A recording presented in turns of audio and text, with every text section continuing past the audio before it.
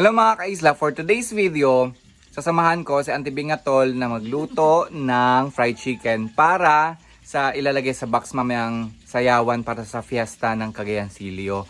So yung manok na to, aalamin natin mamaya sa sayawan kung aabot ng kung magkano. Kasi dito sa amin may fried chicken na umaabot na hanggang 20,000 pesos or higit pa. So ito, si Auntie Bingatol na napakasipag magluto. Ayan yung fried chicken. Ang napakamahal na fried chicken. Tingnan natin mamaya kung aabot ng kung magkano yan.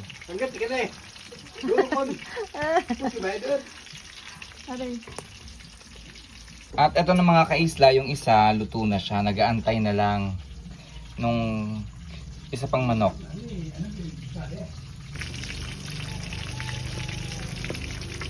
Ang bango. Anong nilagay mo dyan, ante? Bawang. May ano siya, may tanglad sa loob. Opo. Sibuyas, laurel. Ayan. Napakaswerte na makakakuha ng manok na ito mamayang gabi.